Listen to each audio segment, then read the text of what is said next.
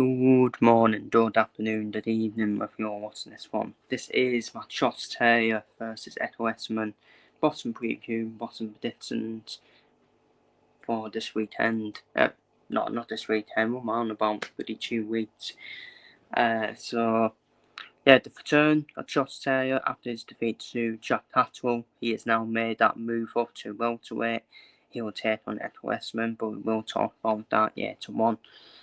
But it's all about the undercard. And starting off then with Moses Atoma up against Mike Bowden. Mike Bowden, 21 wins, 1 defeat. Moses Atoma, 11-0 record. Moses Atoma, who is being seen as the next king of the heavyweight division, in my opinion. And I think he will be. Honestly, the kid has everything. Just the way he threw out Paul's. Just the way he threw Dempsey Martin away on the Fury Usyk card. He has everything, Atoma. He has the punch power of Wilder. He has the IQ, a bit like Tyson Fury. The IQ of Tyson Fury. You could even say he has the movement of Usyk. The technical movement of Arjun Usyk as well. He's got everything combined, Moses Atoma. But the main thing is with him, it's just he's still young. He's still got a lot of years, yeah. He's still young. His record could be built up massively. And I know he's trying to chase the Mike Tyson record to be the youngest ever world champion. But there's no rush, let's be real. There is no rush, to be fair. But at the same time, the way Moses Atoma is pulling these opponents away, you do kind of want to see him now step up against, I don't know, like a Faith Herdovich, for example. You had to see him up against him, probably next after this fight. Yeah, like a Faith Herdovich type. By the way, I think Herdovich is good. As long as he can improve a few things, in my opinion, I think he'll be a good fighter at Herdovich. But that's the opponent Atoma should be targeting, in my opinion. Probably next, in my opinion. Get that name on your resume. Faith Herdovich is well known. He is well known as well. But as honestly, Mike Bowden's got no chance in this fight. I'll be very shocked if it does past 2 rounds at max, to be honest with you. Again, this is the thing about Moses Atoma. Moses Atoma does not care about maybe the criticism of it being, oh, these are too easy, that. He doesn't care. He does out there, does a job, gets out the win, has his club, and go on. That's what he does. And I don't know what you want with boxing fans. I don't know what boxing fans want these days. Like, whenever someone knocks someone out in the first round, it's just like, oh, that was too easy, wasn't it? That was too easy. But when they win on points, they just like, oh, mate, you should be knocking him out. Why are you winning? Why are you winning on points? You can't win. This is both of you can't win. So yeah, pure away.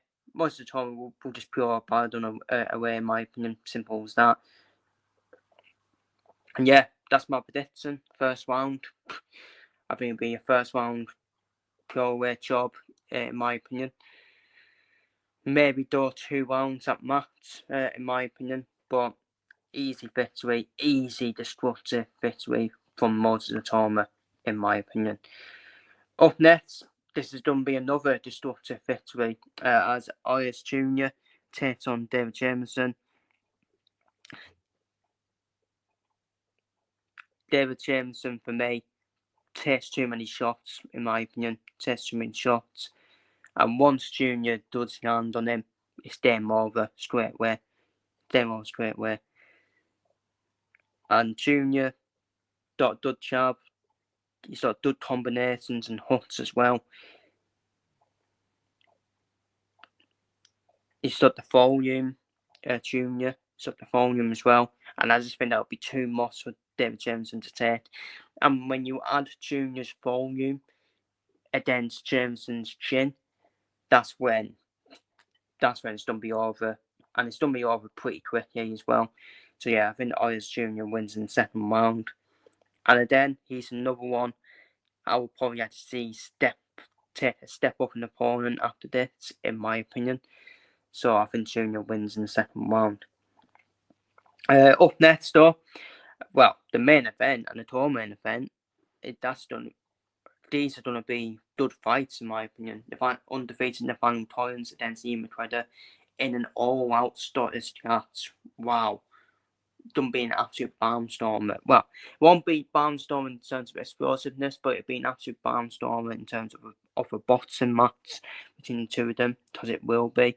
Nathaniel Collins will be the more front-footed fighter.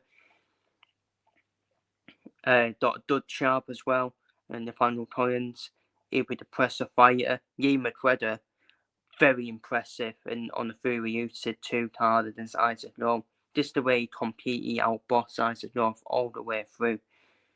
A great bottom masterclass from Ian McGregor. He's got great movement as well, Ian McGregor. Got great movement as well, which is going to be tricky for Nathaniel Collins, in my opinion. And for me, it's quite interesting. The bookmakers have made Nathaniel Collins more of a favourite than Ian McGregor. I disagree. I actually disagree massively, in my opinion. I know Collins is undefeated, but I think Ian McGregor is the better boxer, in my opinion. I think Ian McGregor is going to be a real issue for Nathaniel Collins. It's a great fight. I think it'll be a great pick-em fight.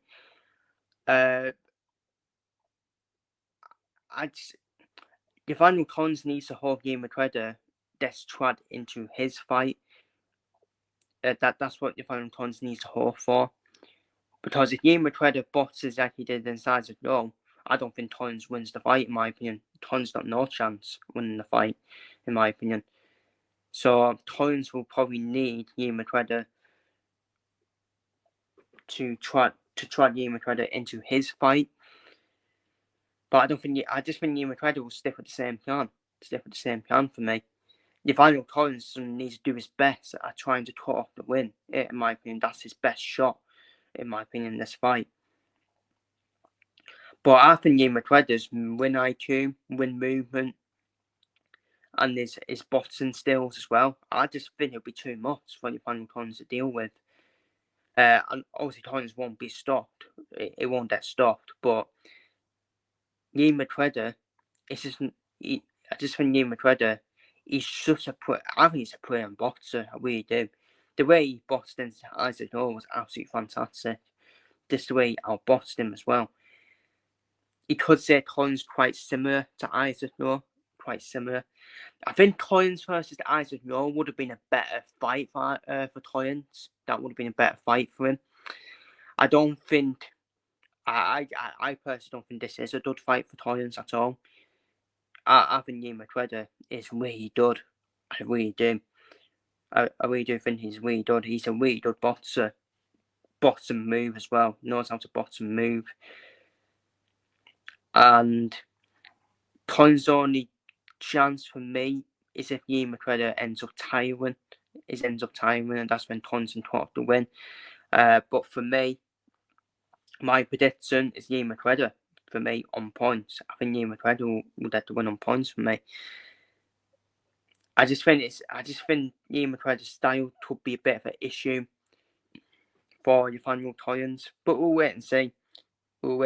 If Collins does win, fair play. If Collins does win, that would be a very good victory for him. There's a very good Ian McGregor if he does win, but I think Ian McGregor will win on points. And finally, onto the main event. Former undisputed super lightweight champion Josh Taylor takes on Ekow Essuman in his first fight at welterweight. The step up to welterweight for Josh Taylor. And for me, good opponent for Taylor. It's a good test. Ekow Essuman, no mud. He's no mud at all. And Ekow Essuman's timing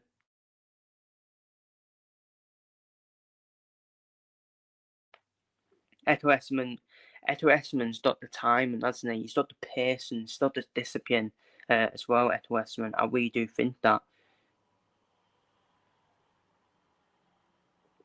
I really do think he's got the time and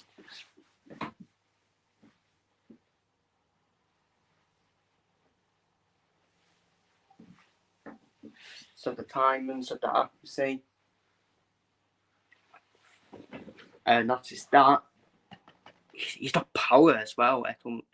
Ekow in his punches as well. He has got power.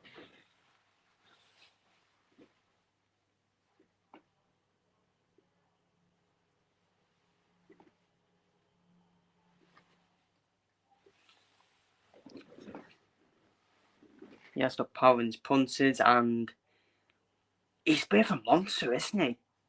He's a bit of a monster, Ekow Essuman. Just when you think he's done in the fight in terms of stamina, he ends up coming back from out of nowhere like he did against Owen Cooper in the final round of their quick fight as well, which was a good pick-em fight between Cooper and Essuman. That's what happened. That's what happened. He just came out like a monster. Caught Cooper off guard with the hook, and then Cooper was done.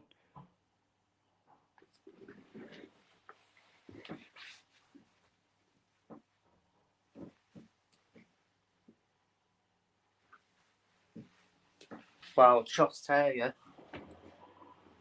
if you the thing is, though, you're comparing the resumes, though, Shots Terrier's got the far better resume.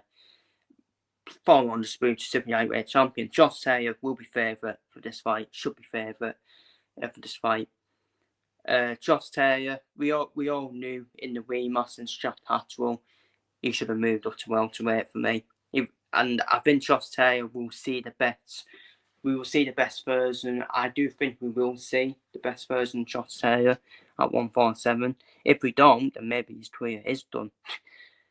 And be a good fight. I tell you what, it'd be a good pick-em fight. I think Shots Terrier still that level above Essuman for me because of what Shots Terrier has done in his career. It'd be it's quite intriguing. It'll be intriguing to see Shots Terrier at 147, see if he's still got it as well. But I tell you what, Ekow Essuman as your first fight in 147, it is a tough test. It is a tough test, to be fair. Ekow Essuman, no mud, as I just mentioned, and what Essuman's done at as well. But I think Shots Terrier should be winning this fight for me if he's still got a lot yet to give, in my opinion. Shots Terrier's got good jabs. He's got good quick jabs as well. He's got good quick combination Shots Terrier as well. He'd be fun. Well, both of them be fun-footed, in my opinion. Essuman's more of a technical fighter. Terrier will be stalking Essuman round the win, in my opinion. I think Terrier's got better movement than Essuman as well. I think Terrier will box and move as well. And if Terrier can stop Essuman, that is some feat, in my opinion, because Essuman is a tough man. Tough man to stop. He hasn't been stopped in his career. And when I saw Terrier versus Essuman get announced, I was like, wow, that was a bit random. But fair play to Frank Warren. Fair play. Frank Warren said, right.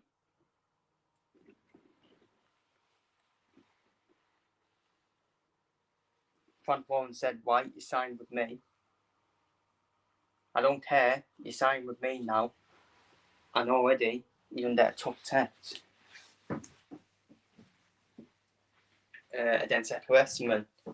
I mean, that's a nice welcome, isn't it, for Terrier? That's a nice welcome. Nice welcome test. But I think Josh Terrier's he's had tests before, hasn't he, in his career? He has had tests before. Reese Polkway. Also, Chuck Catchwell as well. So he's always had tough tests, Josh Taylor. And I'm looking forward to seeing him at 147, to be fair. And I think he wins. I do think he does beat Essuman. Essuman, not easy feat at all. Not easy fighter to beat. Let's be real. I think Taylor just, for me, I think Taylor just. Oh, I just think Taylor's boxing skills are just that level above Essuman for me. And I think Josh Taylor does win on points against Ekow Essuman. But you know what? I love that fight. I do love the fight, to be fair. Because if Ekow Essuman can cause an upset, all of a sudden everything changes for Essuman as well. Just to move straight up into a world title shot. And I think this is what's going to happen. This is like the path to the world title, like a world title shot, welterweight for me. That's what it is, in my opinion. So I think Josh Taylor wins on points against a very tough Ekow Essuman, but I think Josh Taylor will show why he's just the level. Will show why his boxing skills is the level above Ekow Essuman, in my opinion. So they're my boxing preview, boxing predictions for Josh Taylor versus Ekow Essuman. Feel free to leave your thoughts, your predictions down below in the comments. Take care, stay safe, and I'll see you on the next one.